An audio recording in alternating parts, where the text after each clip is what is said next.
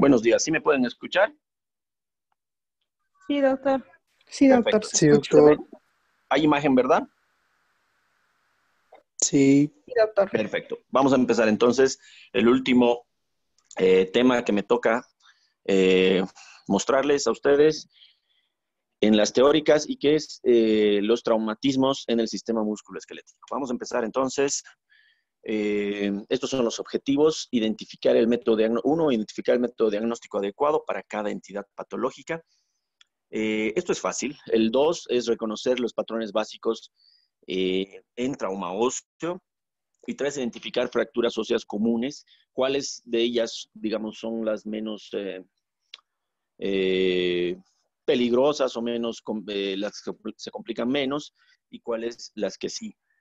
Bueno, vamos a empezar diciendo que ante una sospecha de fractura en el hueso, siempre se debe de pedir, radiológicamente, siempre se debe de pedir 2 proyecciones. Y estas 2 proyecciones tienen que ser tangenciales. Esto es válido en el 90% de las ocasiones. Por ejemplo, si uno sospecha de fractura en el hueso de la nariz, va a pedir una proyección frontal y una proyección lateral. Lo mismo en las extremidades, lo mismo en la columna, pero hay algunas excepciones y después las vamos a mencionar. Las excepciones son, por ejemplo, en la fractura de costilla. Cuando uno quiere revisar una fractura de costilla, siempre debe de pedirse 2 proyecciones que son la AP y la oblicua. En este caso no se debe de pedir la lateral, como normalmente se pide, debido a que existe sobreposición del hemitórax derecho con el hemitórax izquierdo. Lo mismo ocurre cuando uno pide una radiografía de la mano y sospecha de una fractura en las falanges o en los metacarpianos o en el pie, el equivalente, los metatarsianos o las falanges. Siempre que se sospeche una fractura, no se debe de pedir AP lateral, sino AP y oblicua. ¿Por qué motivo? Igual, porque se sobreponen los elementos óseos. Al sobreponerse, uno no va a ver claramente la fractura. Esas son las excepciones en las que uno no debe de pedir AP y lateral como siempre se pide. En todos los demás huesos casi siempre se pide AP lateral. En el del calcáneo tampoco hay una AP como tal, sino que hay una proyección que es oblicua, axial se llama, y que sirve para ver desde posterior el calcáneo. Y obviamente la lateral, que es la mejor. Bueno, si alguien sospecha de una fractura, sospecha fuertemente porque existe impotencia funcional, dolor, hasta puede haber deformidad, ¿no? Si es que uno sospecha y no existe nada en la radiografía, no se ve nada, siempre se debe de pedir el siguiente método, que es la tomografía computarizada o eventualmente la resonancia magnética, ¿sí? En realidad sería, o eventualmente la resonancia magnética.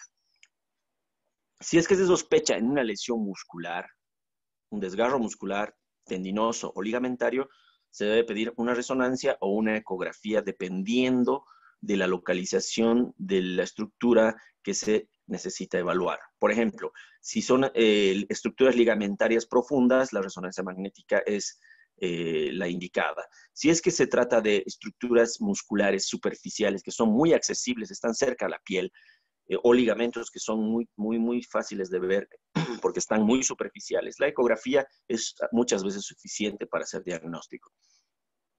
Veamos un poco un esquema, cómo se ve una fractura, bueno, cómo se ve histológicamente, cómo se ve una fractura, ¿no? La fractura comienza con una rotura de los elementos óseos de la corteza ósea y del hueso esponjoso. Al haber una rotura de estos elementos, siempre existe una extravasación de sangre o un hematoma, la formación de un hematoma, puesto que también los huesos tienen vascularidad.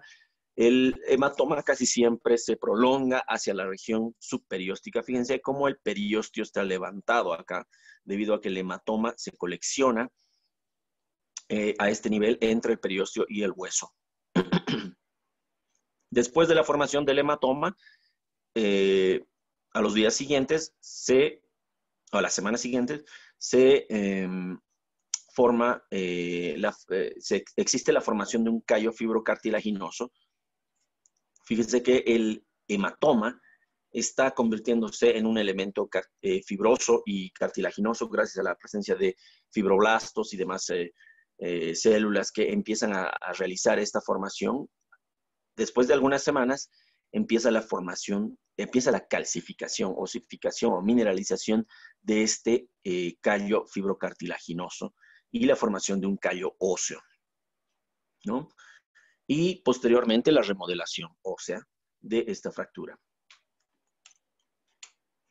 Bueno, las fracturas pueden verse virtualmente en cualquier hueso, ¿no? Y muchas veces pasan inadvertidas. Algunas veces, este es un ejemplo clásico, ¿no? Esto yo veo muy frecuentemente. Hay personas que se golpean el tórax, les dan un golpe en el tórax y les duele, obviamente toda fractura duele, y a veces no le dan mucha bola, a veces dicen, bueno, me voy a curar en mi casa y vuelven después por algún motivo, por una neumonía o por algún otro síntoma, y se toma una radiografía de tórax y muchas veces vemos esto, ¿no? Que es la formación de un callo óseo y sabemos que ha existido una fractura antigua probablemente por ejemplo, un elemento costal, ¿no? Este es un ejemplo típico. Entonces podemos ver cómo se ha formado un callo óseo. Fíjense acá la alineación de esta costilla. Podemos ver que hay una grada, que hay una alteración en el eje de esta costilla, porque se ha osificado de esta manera, ¿no? Siempre la formación o la remodelación ósea se forma como queda, como en el momento de la fractura, ¿no? En la relación del eje como queda en el momento de la fractura. Es por eso que muchos, los traumatólogos siempre tratan de hacer la fijación en el eje de lo más cercano posible a lo normal de un hueso, ¿no? Bueno, aquí vemos otra vez algunas radiografías de un niño, obviamente, podemos ver el núcleo de osificación, cómo se forma extensamente un callo óseo en el transcurso del tiempo. Vamos a entrar a hablar de traumatismo de la columna vertebral. Este es un capítulo amplio de traumatismos traumatismos óseos. La columna cervical, dorsal, lumbar es fácil de evaluar en rayos X. Quizás la más difícil de evaluar de todas esas es la columna dorsal, debido a que existe sobreposición de los elementos óseos llamados costillas en esta región. Por lo tanto, muchas veces, a veces es un poquito difícil ver algún tipo de fractura en la columna dorsal. Es más fácil evaluar la columna lumbar o la columna cervical. En la columna cervical es muy importante evaluar, debido a que sabemos que por acá pasa la médula espinal. Y al pasar la médula espinal, pues es un lugar donde puede haber una lesión de la médula espinal. Es por eso que cuando viene una persona, un politraumatizado y está inconsciente, siempre que uno no sepa cómo ha sido el mecanismo de la lesión, siempre es obligatorio pedir al menos una radiografía lateral de columna cervical.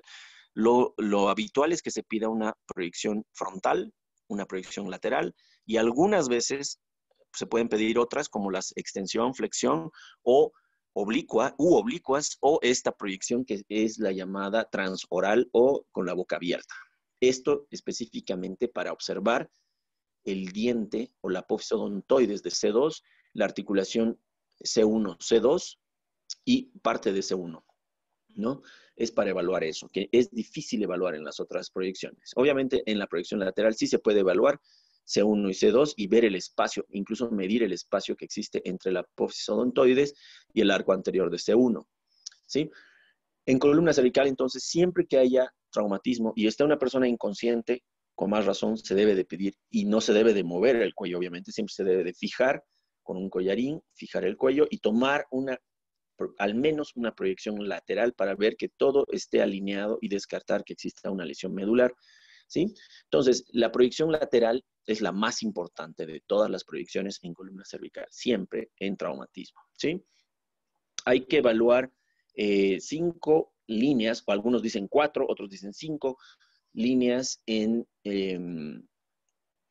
la columna cervical. Esto sí o sí tenemos que aprenderlo. Bueno, vamos a ver lesiones en flexión, en la columna cervical, vamos a ver lesiones en flexión, en extensión, en rotación y por compresión axial. Estas son las lesiones, compresión por aplastamiento en lágrima, luxaciones facetarias o luxaciones anteriores. Aquí está la imagen, digamos, para entender cuáles son las 5 líneas que uno debe de trazarse mentalmente en la columna cervical en la proyección lateral. Siempre de los siempre. Tiene que uno adecuarse a ver estas 5 líneas o al menos 4 líneas. Esta la quinta, muchas veces la quitan de esto porque no es muy importante y porque muchas veces no es una línea que sea tan pareja como las demás. ¿Sí? Habitualmente estas 4 son las más importantes. La primera línea, algunos le llaman líneas de Dennis. La primera línea pasa por las partes blandas. Fíjense que no pasa por ningún elemento óseo, pasa por las partes blandas anteriores, por el espacio blando prevertebral anterior, por acá. Fíjense que en esta región el espacio blando prevertebral es más ancho que en esta región, que en la parte superior. Esto debido a que en esta región existe el esófago, empieza a verse el esófago. Esta es la región de la orofaringe, si se dan cuenta, esta es la faringe, esta es la boca, este es el paladar blando, esta es la orofaringe, esta es la nasofaringe, y más abajo, acá empezamos a ver la laringe, ¿sí? Esta es la laringofaringe. Si se dan cuenta, esta parte es aire, ¿no? Se ve una imagen radio lúcida, que es aire, pero a partir de esta región ya empieza a verse el esófago y por lo tanto empieza a ensancharse justo en la región donde empieza a verse la tráquea, vamos a decir así, la parte inferior de la laringe, ¿sí? Esto hay que acostumbrarse a ver porque muchas fracturas, cuando existen fracturas, al menos en las primeras 4 vértebras superiores, producen hematomas y el hematoma hace que se abulte las partes blandas acá y al ver abultado una parte blanda acá, uno sospecha de que hay una fractura sin necesidad de ver a veces la fractura como tal. Bueno, la primera línea es esta. La segunda línea pasa por la parte anterior de los cuerpos vertebrales cervicales. La tercera línea pasa por la parte posterior de los cuerpos vertebrales de la columna cervical. Fíjense que estas líneas sí son bastante continuas y hacen casi una línea paralela entre la segunda y la tercera, ¿no? La tercera línea se llama también línea espinolaminar, perdón, y pasa por la unión de las espinas de las apófisis espinosas con las láminas, ¿no? Entonces, la línea espinolaminar. La médula y la última es la línea que pasa por los vértices o los extremos de las apófisis espinosas, ¿no? Esta es la menos importante. La médula espinal, ¿dónde corre? Esto tenemos que tener en nuestra mente. ¿Dónde está la médula espinal? Está entre la línea, entre la tercera y la cuarta línea, entre la vertebral común posterior y la espinolaminar. Es en esta región que pasa la médula espinal. Cualquier desplazamiento de la línea hacia atrás es una potencial lesión medular. Este es un ejemplo, una fractura en lágrima, creo que es así, es una fractura del cuerpo vertebral que hace que se desplace gran parte de las vértebras en la parte superior en relación a las vértebras de la parte inferior. Y fíjense que la línea que pasa por la parte posterior de las vértebras en esta región hace una grada o hace un escalón acá en relación a la línea que pasa por los elementos posteriores de las vértebras inferiores. Esta parte seguramente va a lesionar a la columna cervical y va a producir algún tipo de lesión nerviosa, ¿no? Bueno, entremos a algunos ejemplos como la fractura del ahorcado. Este nombre de fractura del ahorcado se da cuando existe una lesión en hiperextensión. No siempre se produce cuando es una persona que se ahorca, muchas veces es cuando existe una lesión, cuando es un accidente de tránsito con mecanismo en hiperextensión de la columna cervical. Generalmente se fractura la unión del cuerpo vertebral con el arco posterior y generalmente C2. existe una separación bueno, cuando existe esta fractura, muchas veces existe separación de la articulación del C1 con el diente, ¿no? Y es indicativa de lesión ligamentaria del ligamento transverso, ¿no? En este caso, cuando existe esta fractura, casi nunca existe lesión medular, debido a que al existir separación del cuerpo vertebral con los elementos posteriores de esta vértebra, hay una descompresión, vamos a decir. No hay ningún elemento que contacte a la médula espinal, más bien se separa y se ensancha en esa región, y por lo tanto casi siempre estas personas están caminando, solamente dicen, me duele el cuello, pero no tienen ninguna lesión en la médula y por lo tanto ninguna alteración nerviosa, ¿sí? Fíjense que aquí quizás existe un cierto abultamiento del tejido blando de la primera línea, ¿no? Bueno, fíjense esta radiografía, ¿no? Esta es una radiografía lateral y fíjense el espacio blando prevertebral. Aquí está recién la columna aérea. Fíjense el ensanchamiento marcadísimo de este espacio, ¿no? Cuando existe este ensanchamiento, uno ya sabe que hay o un absceso o un hematoma en las partes blandas, ¿no? Y si hay antecedente de fractura, seguramente es un hematoma. Si hay un antecedente traumático, es un hematoma. Fíjense la tomografía, que ve muchísimo mejor. Es una reconstrucción sagital de tomografía computarizada en ventana de hueso. Podemos ver cómo el espacio blando prevertebral está súper ensanchado. Aquí la columna aérea de la orofaringe está reducido por este hematoma, ¿no? Y en este corte, al parecer, no existe nada. ¿Dónde está la fractura, no? Pero en el corte axial podemos ver que C1, que es un arco, que es una rosca, está fracturada. Y ustedes traten de romper una rosca, un rosquete de esos que venden, por ejemplo, en Punata. Traten de romperlo en una sola parte, es imposible. Siempre que lo rompan, se va a romper en dos partes, ¿no? Es lo mismo cuando hay una fractura de C1 o cuando hay una fractura de cualquier elemento óseo que es un anillo. Por ejemplo, la pelvis. La pelvis es considerada un anillo. Entonces, cuando se fractura la pelvis en un extremo del anillo, en la parte anterior, por ejemplo, del anillo, por ejemplo, en el pubis o en la rama iliopúbica, siempre va a haber fractura en una otra región, porque un anillo siempre se va a fracturar en dos partes. ¿Sí? Este es el C1 y aquí vemos una fractura, dos fracturas, incluso parece que hubiera una tercera fractura acá, ¿no? Estas son las masas laterales, aquí está el agujero vertebral, por ahí pasa la arteria y la vena vertebral. La fractura en lágrima. Esta se llama fractura de Jefferson y ocurre cuando a alguien se le cae algo en la cabeza, o sea, se le cae desde arriba. Por ejemplo, alguien que le tire un objeto pesado, un macetazo, un poste una vez vi a alguien que se le cayó un poste en la cabeza y ocurrió una fractura de Jefferson, ¿no? Entonces, ese es un traumatismo por aplastamiento, ¿no? Bueno, entonces vamos a ver otra fractura que parece, a simple vista, parece muy, muy, muy tenue, una cosa muy simple, digamos, la fractura en lágrima. Ocurre cuando existe hiperflexión, generalmente en accidentes automovilísticos, ¿sí? Y esta es muy potencial de tener un daño neural. Cuando ocurre esta fractura, se desplaza los elementos vertebrales hacia atrás y puede ocurrir muchas veces una lesión medular. Fíjense esta radiografía, hay una lesión en lágrima acá, pero si se fijan acá hay un ensanchamiento de este espacio vertebral. Esto es lo malo de las proyecciones laterales de columna cervical. Fíjense, este es C1, C2, C3, C4, C5, C6 y no se ve C7. ¿Sí?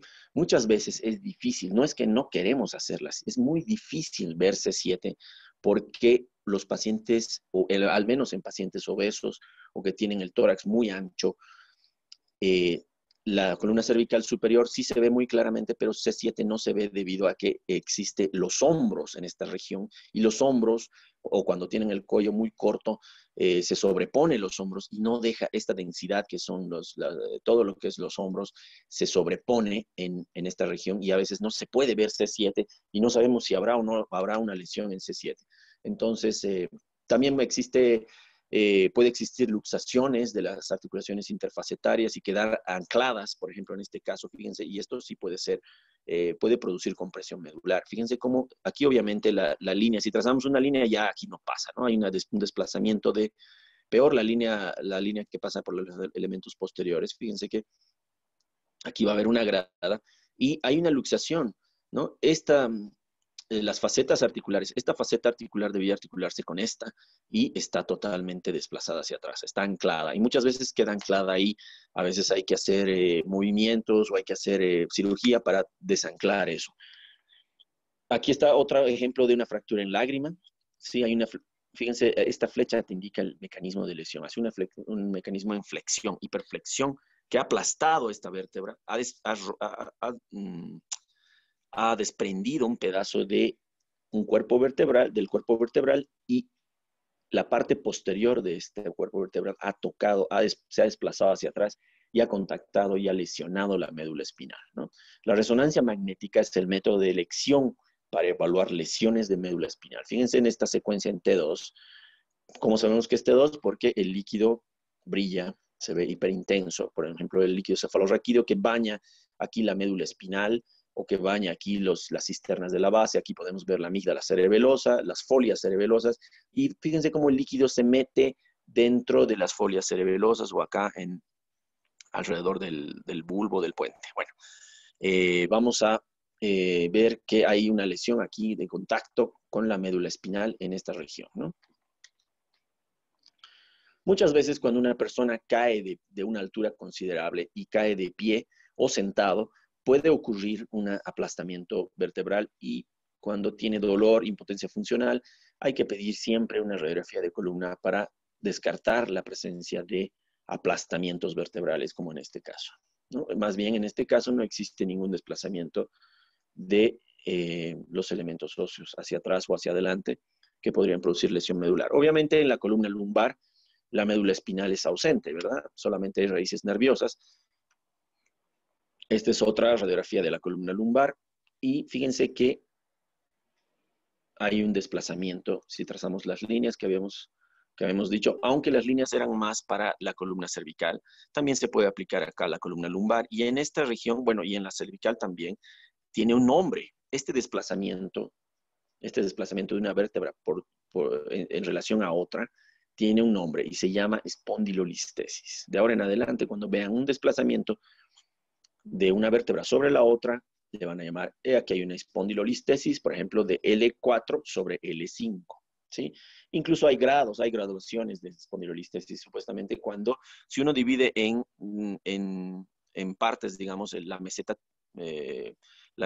de la vértebra, el 25%, cuando se desplaza el 25% es grado 1, cuando se desplaza el 50% es grado 2, el 75% es grado 3, y cuando se desplaza toda la vértebra es grado 4, ¿no? Hay grados de desplazamiento. ¿Y en qué puede afectar? Pues esto puede comprimir las raíces nerviosas que están saliendo por los agujeros de conjunción y producir aplastamientos y obviamente sintomatología de compresión. Fíjense, la causa de este desplazamiento muchas veces es esta fractura, ¿sí? Fractura de la pars interarticularis, ¿sí? Y cuando se fractura la pars interarticularis, se llama espondilolisis, ¿no? Entonces, espondilolistesis es el desplazamiento de un cuerpo vertebral sobre otro, y espondilolisis es la rotura de la pars interarticularis. La espondilolisis condiciona espondilolistesis. Esta es la espondilolisis. Fíjense, aquí podemos ver la anatomía de una vértebra: cuerpo vertebral, pedículo, lámina, apófisis espinosa, apófisis transversa, articulación facetaria. Fíjense el lugar donde se une la lámina. Esta se llama pars interarticularis, ¿sí? Y la fractura se puede ver, por ejemplo, en una proyección lateral. Aquí está la espondilolisis. ¿no? Así debería de ser normalmente una vértebra, ¿verdad? Y aquí en la pars interarticularis podemos ver una espondilolisis, una fractura. Y cuando se desplaza, cuando una persona se mueve mucho, pues se desplaza porque ya no hay aquí este mecanismo de sujeción, digamos, y se desplaza y ocurre la espondilolistesis. Y muchas veces se relaciona a trauma, pero en algunas ocasiones les cuento que vienen personas así que tienen dolor de espalda y según ellos nunca se han caído, nunca se han golpeado y tienen la espondilolistesis, por lo que mucha gente piensa que estas personas nacen con espondilolisis, perdón, con este defecto, y yo creo que sí es cierto. Mucha gente puede, porque he visto jóvenes, incluso niños con espondilolisis, y no espondilolistesis todavía, pero ya tiene espondilolisis. Yo creo que nacen con un defecto acá y a la futuro probablemente van a tener una espondilolistesis. La proyección, la mejor proyección para ver la espondilolisis es la oblicua. Aquí tenemos una proyección oblicua de columna y aquí tenemos una proyección lateral. Fíjense, en la lateral sí se ve la espondilolisis, se ve una pequeña espondilolistesis, ¿no? En relación de S1 en relación a L5, pero la espondilolisis se ve mejor todavía en la proyección oblicua, en la que se forman una especie de perritos, una imagen que parece unos perritos. Fíjense, aquí está bien dibujadito, parece un perrito escocés, ¿no?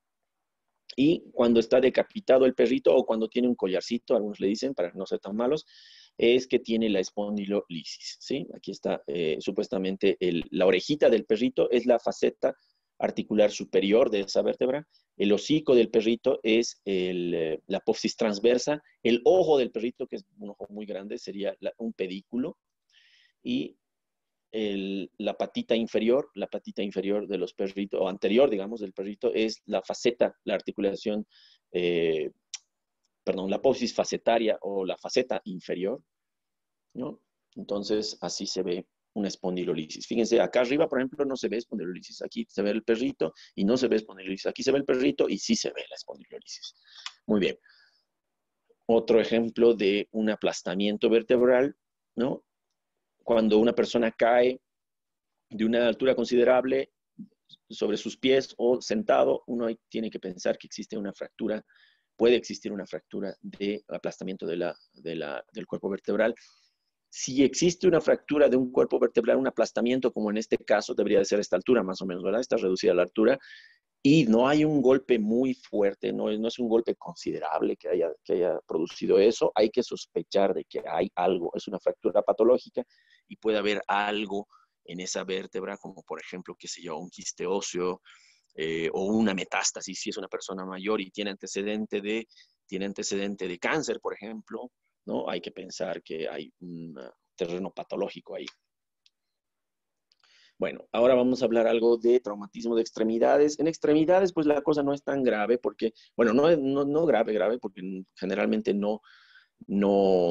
eh, no amenaza la vida de un paciente, de una persona, pero pues algunas fracturas pueden ser invalidantes y esas son las que uno tiene que reconocer cuáles son las fracturas que pueden ser invalidantes a una persona y siempre reconocer temprano para poder hacer un tratamiento efectivo, digamos. Entonces, siempre se debe de pedir dos proyecciones perpendiculares una de la otra. Ya habíamos dicho cuáles son las excepciones. Si no es visible una fractura y continúa la persona con dolor e impotencia funcional, siempre se debe de pedir una tomografía computarizada y o una resonancia magnética, ¿sí? Si se sospecha la lesión de las partes blandas, ya habíamos dicho resonancia magnética o ecografía, dependiendo si es una parte blanda superficial o es una parte blanda profunda, ¿no? Por ejemplo, los ligamentos cruzados que están en la profundidad de la rodilla y casi rodeados de elementos óseos, es mucho mejor evaluarlos por resonancia magnética. Por ecografía es bastante difícil ver los ligamentos cruzados. Bueno, veamos algo de rodilla, que es uno de los lugares donde existen más lesiones. Por ejemplo, en este caso hay las lesiones de los ligamentos cruzados, ya sea incompleta o completa, desgarros, avulsiones, algo de anatomía, bueno, esto ya lo han visto en anatomía, ¿no? Los ligamentos colaterales son fáciles de evaluar estos son los ligamentos colaterales, el lateral y el medial, son fáciles de evaluar por ecografía, también por resonancia magnética, pero en nuestro medio, debido a que el costo, digamos, de la resonancia es alto, casi siempre se empieza con la ecografía para tratar de evaluar si existe lesión de estos ligamentos. Los otros ligamentos de Reisberg, los meniscos que son, pueden ser visibles por ecografía, pero el método de elección es la resonancia magnética. Los cruzados, que habíamos dicho que la resonancia magnética es el de elección. Fíjense, por esto se debe de pedir una proyección siempre tangencial, siempre dos proyecciones, no solo pedir una. Si piden solo AP y le toman esta radiografía, fíjense que puede pasar fácilmente por alto esta fractura de la rótula. En la proyección frontal apenas se la ve esta fractura de la rótula.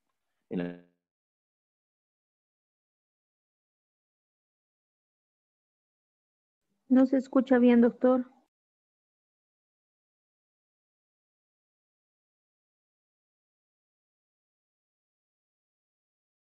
Vida, digamos, y ser una condición normal, no ser una fractura. Entonces siempre hay que tener en cuenta, preguntar al paciente, eso es lo que tienen en ventaja los clínicos, digamos, porque les preguntan al paciente y saben cuáles son sus datos, y los radiólogos a veces no podemos saber los datos, y a veces tenemos que preguntarles al familiar o al mismo paciente. Bueno, en las proyecciones frontales, en este caso, por ejemplo, fíjense, esto es para ver la utilidad de la tomografía. Fíjense esta radiografía de rodilla, vemos un gran defecto en la meseta tibial lateral, en esta radiografía, y la tomografía nos deja ver mucho mejor, mucho más claro de qué profundidad es este boquete, esta excavación que se ha producido por una fractura, y fíjense que la fractura abarca incluso hasta la parte inferior del borde lateral de esta meseta tibial.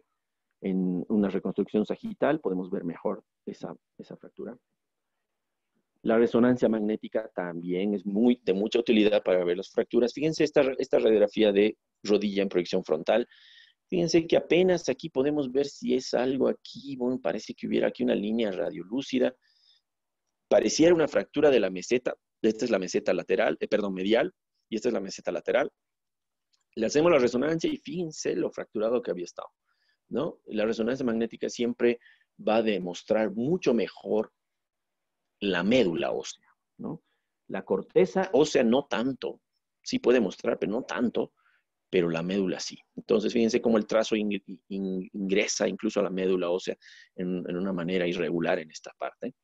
Vemos que la fractura incluso llega al borde lateral de esta meseta tibial. Fíjense que la resonancia también nos puede dejar ver los meniscos. Este es un menisco, esta imagen triangular, hipointensa, y este es el otro menisco, ¿no?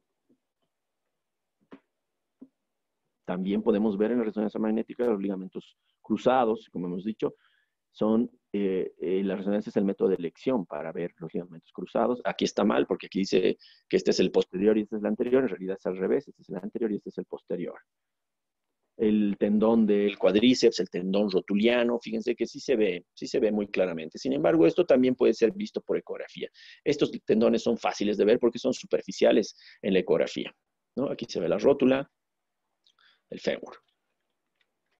Muy bien, aquí algunos ejemplos de lesiones. Aquí está marcado con el borde con una imagen amarilla para demostrar cómo está separado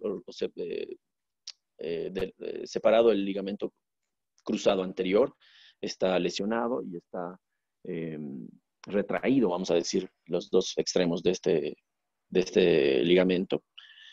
Aquí se ve parcialmente el ligamento cruzado posterior, aquí vemos otra vez el ligamento cruzado posterior y el ligamento cruzado anterior. Vemos una lesión hipointensa en el interior de esta y es una lesión, un desgarro en intrasubstancia. Un desgarro de espesor completo del ligamento cruzado posterior, está totalmente desgarrado, y algún desgarro de espesor parcial o intrasubstancia del mismo. Aquí vemos algunos dibujitos de cómo se ven los desgarros de algunos de los ligamentos colaterales. Aquí vemos los meniscos, los ligamentos colaterales. Aquí vemos un desgarro y podemos verlo por resonancia magnética muy fácilmente. Esos desgarros aquí. Las secuencias que se utilizan generalmente son T2 y muchas veces potenciadas con saturación grasa. Aquí vemos el otro ligamento colateral que está íntegro, el menisco, el otro menisco. El menisco también puede ser visto por ecografía. Fíjense esta imagen hipericoica que corresponde al menisco. Aquí vemos el fémur, el cóndilo del fémur, y aquí la tibia, ¿no? Y el menisco. Podemos ver cierta lesión, pareciera que hubiera una lesión ahí en el menisco. Sin embargo, el método de elección siempre va a ser la resonancia magnética para evaluar los meniscos, ligamentos colaterales, aquí la lesión que habíamos visto hace rato. Otra vez, para ver los ligamentos colaterales, también la ecografía sirve de mucho. Aquí podemos ver un ejemplo de una lesión completa del ligamento colateral medial. Fíjense este patrón fibrilar que tiene el ligamento colateral. Aquí podemos ver el menisco. Fíjense el menisco. Aquí está el fémur, aquí está la tibia y aquí hay un adelgazamiento y una imagen hipoecoica en esta región del ligamento colateral medial. Está desgarrado. Algunos ejemplos de lesiones meniscales que también pueden ser visibles por resonancia magnética, lesiones de trayecto horizontal, de trayecto vertical, en asa de Walde, algunos le llaman cuando se desgarra como si fuera una cubeta, la manija de una cubeta. Aquí podemos ver otra lesión. Fíjense que son hiperintensas. Todas las lesiones meniscales siempre van a ser hiperintensas y se trata de tomar en T2 casi siempre. Una lesión, otra lesión. Este es un corte sagital. Podemos ver el asta anterior y el asta posterior de un mismo menisco, ¿no? Esta es otra imagen sagital, asta anterior, asta posterior. Esta también es corte sagital. Las anteriores que habíamos visto son cortes coronales. Este es un corte coronal, ¿sí? Bueno, las lesiones tendinosas y musculares también pueden ser visibles por resonancia magnética, pero por ecografía muchas veces es la de elección debido a que es fácil de evaluar. La mayoría de los músculos son superficiales y están expuestos por debajo de la piel y la grasa subcutánea, entonces es fácil de ver por ecografía. Fíjense, por ejemplo, esto lo he visto varias veces. Estas lesiones por movimientos bruscos que realizan algunos deportistas o algunas personas que están entrando sin calentar, ¿no? He visto, por ejemplo, en personas que juegan tenis y que hacen golpes muy, muy fuertes de golpe, y se forma un bulto, ¿no? Y un hematoma en la parte próxima, en parte distal del brazo. Obviamente es un desgarro. Seguramente clínicamente ya se puede saber que es un desgarro del bíceps, ¿verdad? El músculo queda retraído hacia arriba y el hematoma se forma. En la ecografía podemos ver el tendón, la parte proximal, la parte distal, y aquí un boquete, un espacio, ¿no? Hipoecoico que está señalado por sangre, un hematoma que se forma ahí. Otro ejemplo, en la corredera bicipital, que hay un desgarro del tendón del bíceps, hay un boquete ahí y el tendón queda retraído. Casi siempre se retrae el tendón. Entremos a otro capítulo que es la fractura por estrés. Fíjense, este tipo de fracturas mucha gente no lo conoce, ¿no? Las fracturas por estrés son fracturas que se producen por traumas repetitivos, por movimientos repetitivos y durante muchos días. Y la gente generalmente, son gente que generalmente deportistas o personas bailarines, personas que hacen repetitivamente movimientos y que pueden lograr fracturarse. Y a veces esta fractura no se ve como la mayoría de las fracturas que estamos acostumbrados a ver. Bueno, es de importante diagnóstico. La más grave es la del cuello femoral. Si en una radiografía no es visible, debe realizarse una resonancia magnética. Y hay, según las clasificaciones que existen, son de 3 tipos. La 1 es la más común, que es la esclerosis. Fíjense, nadie esperaría ver una fractura como una línea radiopaca, esclerótica. La mayoría de las fracturas son, pues, radiolúcidas, ¿verdad? Pero en la fractura por estrés, que es la más común, la tipo 1, se ve como esclerótica. La tipo 2 sería la fractura, o sea, ya radiolúcida, digamos, sin desplazamiento, y la tipo 3 sería fractura ya desplazada. Bueno, se ven por trauma repetitivo. Una imagen lineal densa en hueso que soporta peso debe considerarse fractura, hasta que no se muestre lo contrario. Fracturas de difícil diagnóstico, estas por estrés de difícil diagnóstico, son las que existen en la cadera, la tibia y en el calcáneo. Aquí les muestro una fractura por estrés, por ejemplo, en el cuello femoral. Esta fractura por estrés, fíjense que apenas se ve una imagen radiodensa, ¿no? Radiopaca si quieren, pero en esta zona ya se empieza a ver algo de radiolucidez. Ya se está queriendo volver una fractura tipo 2, ¿no? Esta es una fractura tipo 1, de estrés. Esta es una persona, fíjense, este es un ejemplo. Es una persona joven de 18 años que entró al premilitar y en el premilitar le obligaban a correr todos los días 2 kilómetros, todas las mañanas. Y esa persona realmente quiso hacerlo muy bien y hacía todos los días esa caminata, ese trote, digamos, de 2 kilómetros. A las 2 o 3 semanas de hacer eso, empezó a decir, ya no puedo realizar los mismos movimientos, no puedo, me duele y me duele. Entonces el familiar viene y dice, vamos a tomar una radiografía porque le duele y algunas personas no le creen. Le tomamos una radiografía, vemos las partes blandas que están un poquito aumentadas de volumen, pero vemos esta imagen radiodensa. Fíjense que es una persona joven, está terminando de fusionar sus fisis, seguramente 18, 20 años. Hay una imagen radiodensa transversal en esta parte, pero no se ve como una fractura como tal, ¿verdad? Entonces, en la proyección frontal y en la proyección lateral podemos ver esa imagen radiodensa que es lineal. Así se ve una fractura por estrés, ¿no? Si le hacen la resonancia magnética, fíjense cómo se puede ver el trazo de fractura, el edema medular masivo que tiene. Toda la médula debía ser de este color. Este es con FAT-SAT, saturación grasa.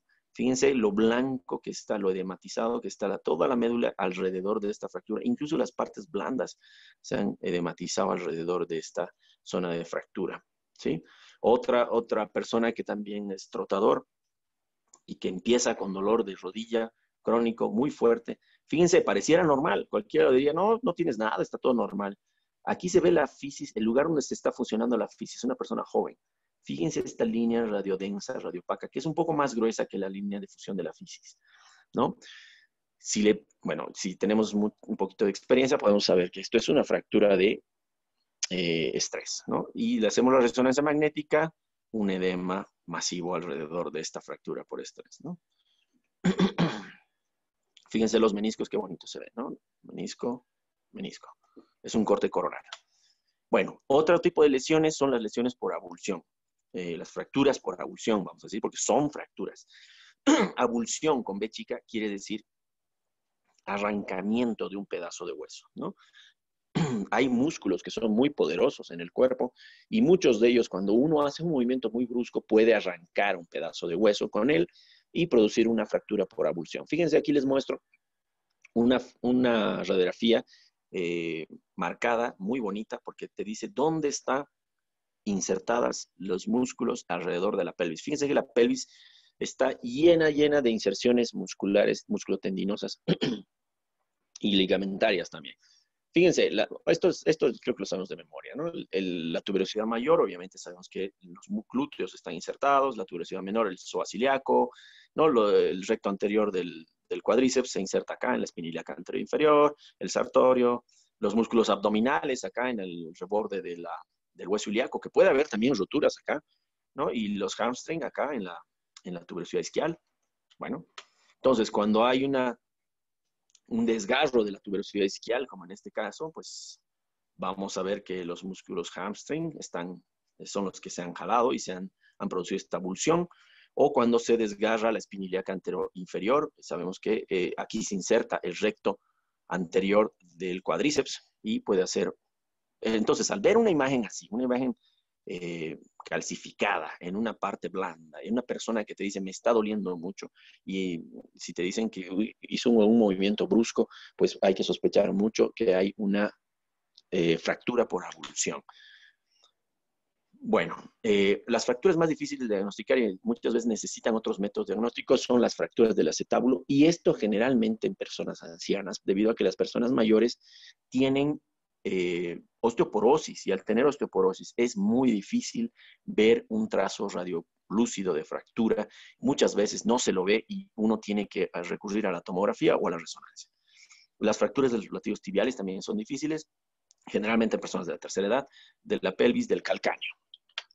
Muy bien, esta es una fractura especial, la fractura del calcáneo. La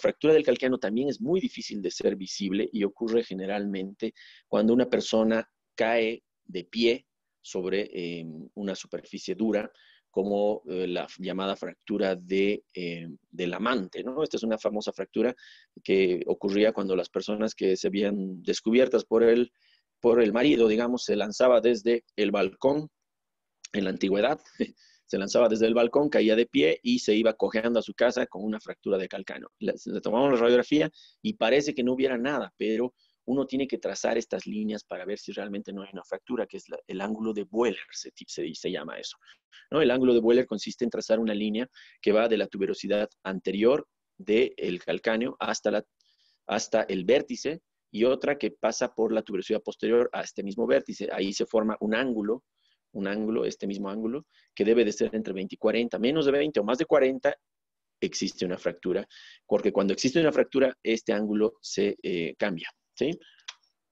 Otro tipo de fractura que es frecuente y difícil de verlo es las fracturas de Lisfranc, que ocurren generalmente en la articulación de Lisfranc. Esta es la articulación de Lisfranc, en la articulación que existe entre los huesos del tarso y los metatarsianos, ¿sí?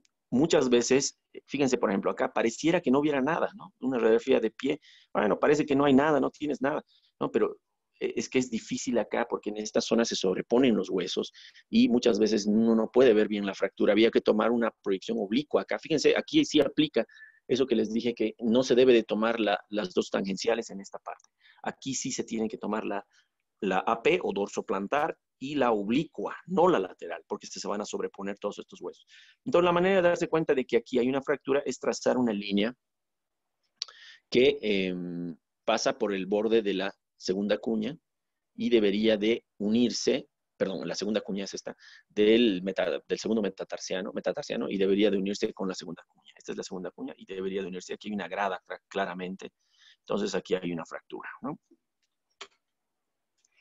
Otra vez, otro ejemplo, fíjense, este sí está normal, fíjense el borde del metatarsiano corresponde perfectamente con la cuña, y en este caso el borde no pasa con el borde de la cuña, que hay como una grada, un escalón, y eso te está diciendo que hay una fractura.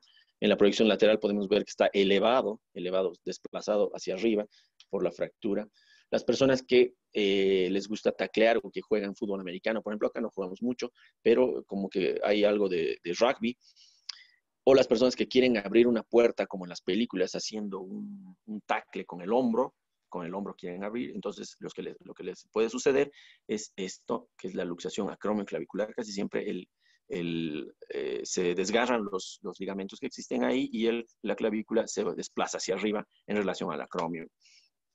Las fracturas las luxaciones glenohumerales también son relativamente frecuentes y ocurren cuando una persona realiza un movimiento de rotación del hombro. Generalmente son personas deportistas que hacen básquetbol, voleibol, y que hacen movimientos con el brazo, de extensión del brazo, y muchas veces se les produce la luxación, ¿no? La mayoría de las luxaciones son anteriores. El 90% de las luxaciones son anteriores y solo el 10% son posteriores, ¿sí? Entonces, ¿cómo saber si una luxación es anterior o posterior? Fíjense que aquí hay dos radiografías, una proyección AP y una proyección axial. Entonces, siempre se debe de pedir, si uno ve en la P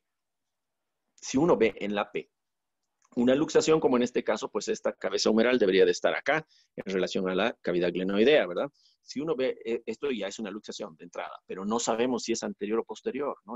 Solo con esta radiografía no sabemos. Podemos asumir que es anterior porque estadísticamente el 90% son anteriores y porque se ha desplazado un poco hacia abajo y hacia medial, pero no podemos estar 100% seguros. Entonces, lo que tenemos que hacer siempre es pedir una proyección tangencial o una transtorácica, y cuando nos damos cuenta de que la cavidad glenoidea está vacía y que adelante de ella está la cabeza humeral, pues ya sabemos que es anterior y no posterior.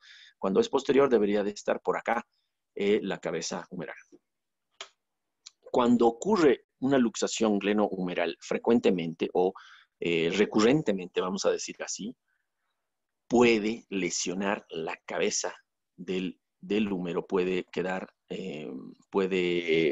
producirse un boquete en la cabeza humeral debido al contacto directo, al golpe que existe con este reborde que es muy duro, que es el reborde de la cavidad glenoidea, ¿no? Del omóplato, de la escápula. Entonces, al contactar la parte posterior superior de la cabeza humeral con el reborde inferior de la cavidad glenoidea, se produce este boquete y se llama lesión de Hill-Sachs. Esto está mal, Hill-Sachs, dice ahí, es esto, así se escribe, Hill-Sachs. Y La lesión de Hill-Sachs se produce generalmente por traumas por luxaciones repetitivas, ¿no? Eh, Cuando ocurre eso, no siempre se lesiona la cabeza humeral, también puede lesionarse el reborde, puede desprenderse un pedazo del borde de la cavidad glenoidea y en cuyo caso se llama lesión de Bankart. Fíjense acá cómo se ha desprendido un pedazo del reborde de ¿cómo se llama esto? De la cavidad glenoidea y al quedar el reborde salirse de su lugar, pues va a quedar inestable esta articulación porque no va a quedar no va a contenerse bien acá la cabeza humeral, ¿no? Aquí tenemos una lesión de Hill-Sachs y una lesión de Bankart al mismo tiempo. Esta, por si acaso, no es una lesión, esta es el canal bicipital y aquí vemos al tendón del músculo bíceps pasando por ahí. Muy bien, aquí una resonancia magnética. Fíjense en la resonancia magnética, una pequeña, una diminuta lesión de Bankart. Fíjense cómo el pedacito, bueno, aquí vemos la cavidad glenoidea, esta es la cavidad glenoidea, esta es la escápula, ¿no? Y vemos un pedacito de esto negro que es el fibrocartílago articular, ¿no? Y un pedazo de este se ha desprendido, ¿no? Aquí hay una lesión de Hill-Sachs franca, tomamos una radiografía AP de hombro y vemos un defecto claramente abultado, perdón, excavado hacia la parte posterior y superior del húmero y nos damos cuenta de que este hombro se ha deslocado hacia abajo, perdón, se ha dislocado hacia abajo y hacia medial y ha tocado con esta parte probablemente de la cavidad glenoidea y ha ocurrido esta excavación, lesión de Hill-Sachs, ¿no? Y aquí una lesión de Bankart y de Hill-Sachs al mismo tiempo. Bueno, una pequeña excavación ahí, un elemento óseo calcificado, ¿qué será eso? Y un pequeño desprendimiento, fíjense cómo hay un pequeño desprendimiento del reborde de la glenoides en la resonancia magnética, pues siempre se va a ver mucho mejor las lesiones de Hill-Sachs y de Bankart. Fíjense la lesión de Bankart acá. Un pequeño pedazo óseo se ha desprendido del reborde de esta glenoides. Muy bien. Vamos a ver algo de fracturas de codo. Esto también a veces es difícil de ver. Una fractura de codo a veces es difícil de ver en una radiografía. El signo que nos va a demostrar que existe una lesión, probablemente una fractura, es se llama signo de la vela. Y el signo de la vela consiste en que hay un levantamiento de los cojinetes grasos. Fíjense que aquí hay unos pedazos de cojinetes grasos o unos pedazos de grasa que normalmente están pegados a el húmero distal. Cuando existe una hemartrosis, como en este caso, fíjense que aquí hay sangre en la articulación por una fractura, la sangre en esa articulación va a distender la articulación, la cápsula articular, y va a desplazar a estos cojinetes grasos, los va a desplazar a un lado y al otro, y los va a dar el signo de la vela, pero no es de una vela de ¿cómo se llama? De una vela de encender, sino de una vela de un barco. Este es el signo de la vela. Y fíjense cómo se ve claramente acá el signo de la vela. Podemos ver una radiografía lateral de codo, el húmero, el cúbito, el radio. Fíjense el cojinete graso. Aquí lo podemos ver. Normalmente el cojinete graso posterior no se lo ve, pero el anterior sí se lo ve y se lo debe ver muy paralelo al húmero. Y así. Cuando está desplazado, como en esta forma, se forma el signo de la vela. Y cuando empieza a verse el cojinete posterior, también es un signo de que existe una hemartrosis o un derrame articular al menos, ¿sí? Bueno, estas son de las fracturas más comunes que existe cuando una persona se cae sobre la palma de la mano, pues ocurre un desplazamiento que se llama fractura de coles, y cuando se cae sobre el dorso de la mano, generalmente es coles invertida o fractura de Smith, ¿no? Esta es la famosa fractura de coles en dorso de tenedor, algunos le dicen. Bueno, la de Smith es el desplazamiento palmar. Obviamente el desplazamiento siempre lo vamos a llamar a la parte distal, no a la proximal, ¿no? Hacia abajo, hacia la palma de la mano. Fractura de Smith. Y la de coles en dorso de tenedor hacia la parte dorsal, hacia arriba. Muy bien. La fractura de Montegia, supuestamente esta fractura está dada cuando instintivamente una persona al saber que inminentemente viene un golpe sobre ella, un golpe de un objeto contuso, procura protegerse la cara, protegerse los elementos que son más importantes, que es el cuello y la cara, ¿no? Entonces, al poner el antebrazo delante de la cara, recibe un golpe contundente, como por ejemplo una persona que recibe un palazo y se fractura.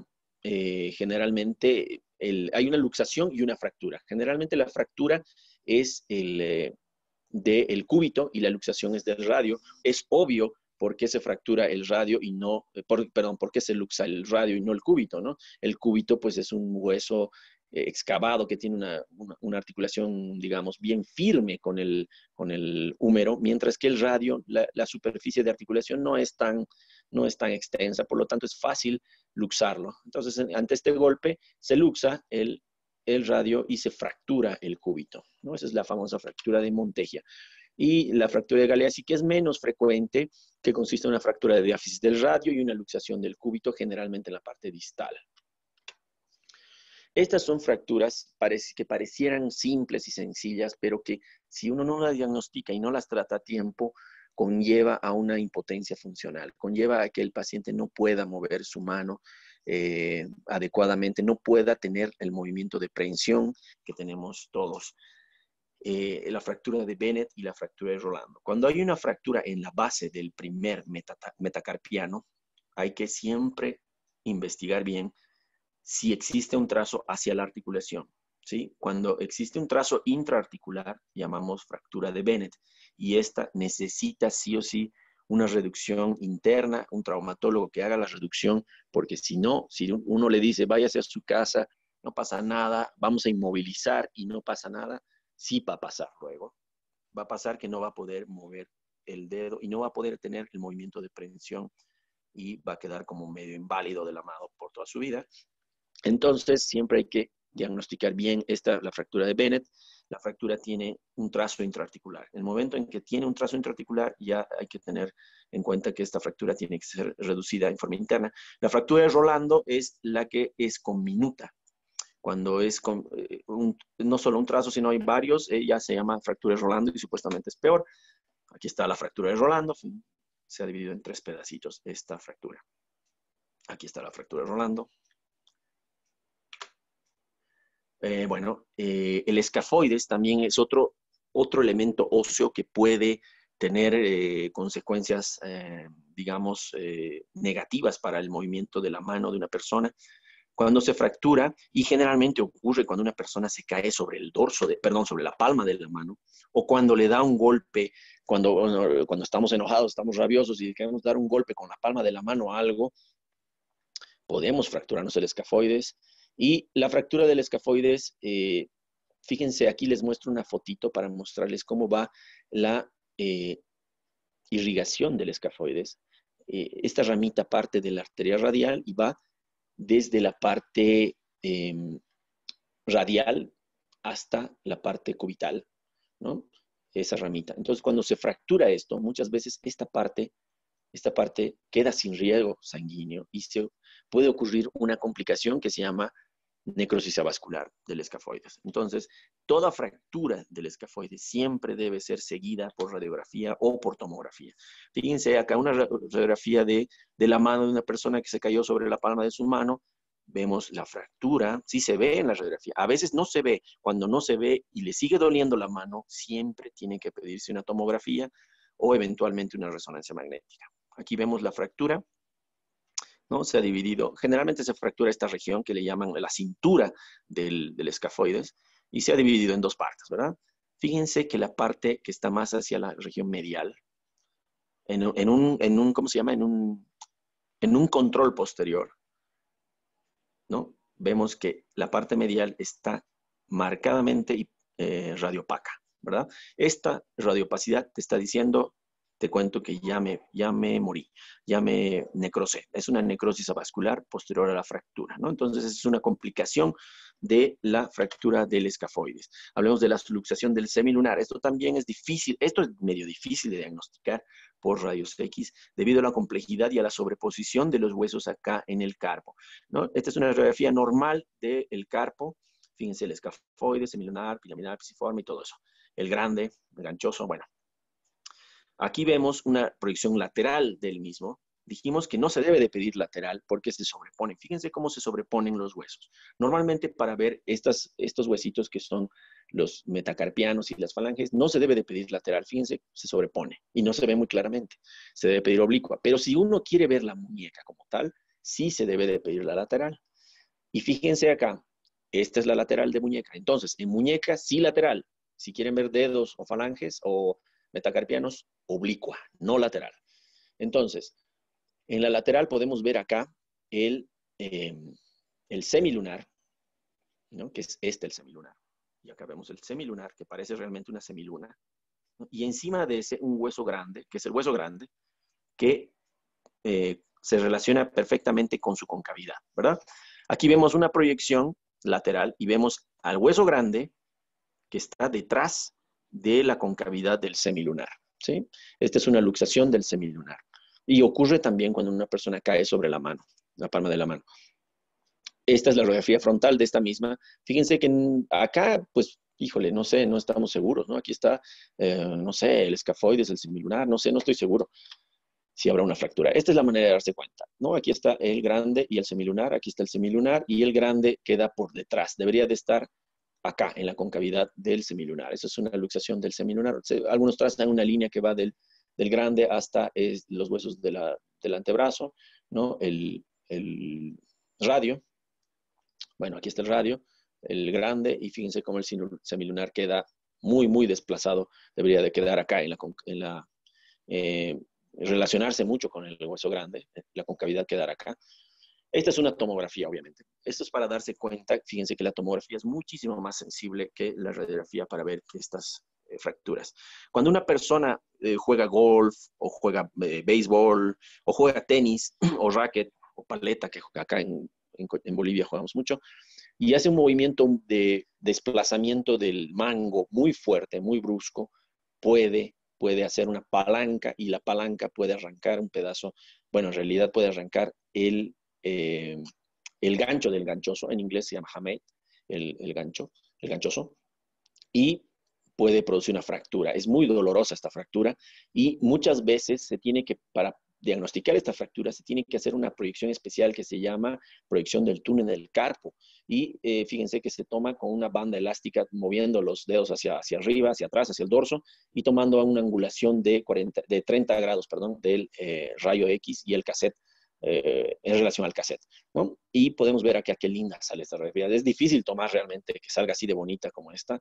Y aquí vemos el gancho del ganchoso normal y esta una fractura. Fíjense, esto es la realidad. Así sale normalmente. Lo mejor posible sale así una radiografía y no está muy claro. Pareciera que si hay una fractura del gancho del ganchoso, la tomografía siempre va a ser superior. Fíjense que nos demuestra la fractura del ganchoso. Bueno, con esto terminamos. Hay muchas más fracturas, obviamente, pero yo les he tratado de dar las que son más, digamos, más difíciles de hacer el diagnóstico para que los tengan. Yo he tomado de bibliografía, que me parece un libro excelente, el de Helms, que todo el mundo lo conoce, que es Fundamentos de Radiología, pero también pueden entrar al César Pedrosa y radiopedia.org, que es uno de los mejores portales de radiología. Entonces, bueno, conmigo hasta aquí en las teóricas. Muchas gracias. La doctora Villa probablemente la siguiente semana va a continuar con las teóricas. Muchas gracias. Gracias a usted, doctor. Gracias, doctor.